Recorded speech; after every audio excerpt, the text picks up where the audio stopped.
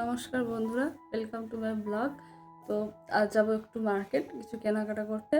তো আমি রেডি হয়ে গিয়েছি, ওইদিকে আমার বর রেডি হচ্ছে।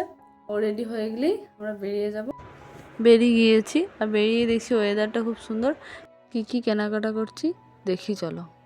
চলে এসেছি মল, কিছু নিত্য প্রয়োজনীয় জিনিসপত্র কিনতে। তো আজ অন্য দিনের তুলনায় ভিড় কম আছে। এখানে সব জিনিসই খুব ভালো পাওয়া যায়। মুসুর ডাল নিয়ে নিলাম, আজ একটু বেরোতে লেট হয়ে গেছে তো তাড়াতাড়ি নিতে হবে। এরপর নিয়ে নিলাম কাবলি ছোলা। এরপর দেখছি বাদাম কোথায় আছে, তো দেখলাম ছোট প্যাকেট বাদাম আছে, তো দেখে নিই চলো। বড় প্যাকেট না পেলে লুজই নিয়ে নেব। তো এখানে 300 গ্রাম মতো লুজ নিয়ে নিয়েছি। চলো, বাড়িতে নিয়ে গিয়ে রাখলে আবার এই যে গরমে প্রচুর পিঁপড়ে লেগে যায়, তো আমি 300 মতো নিলাম। যেহেতু 300 মতন আমাদের দুজনের জন্য ঠিকই আছে।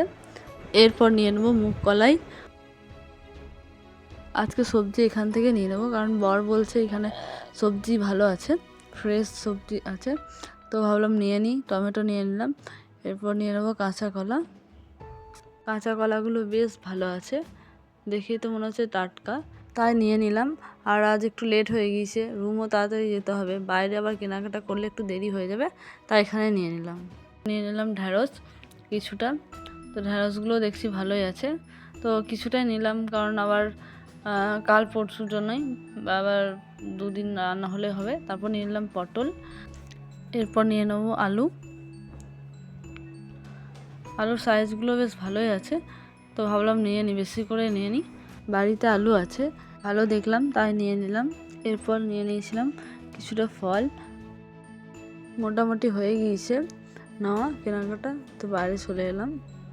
এবার দেখে নিই চলো কী কী নিয়েছি।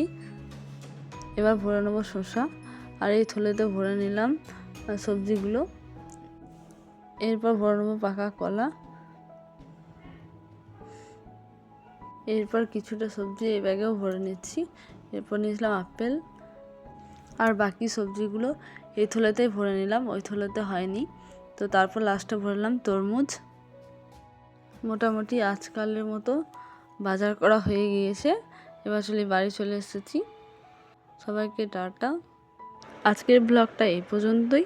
যদি আপনাদের আমার ব্লগ ভালো লেগে থাকে তাহলে ব্লগটিকে লাইক এবং সাবস্ক্রাইব করুন চ্যানেলটিকে, এবং বেশি বেশি করে শেয়ার করুন। Thank you for watching.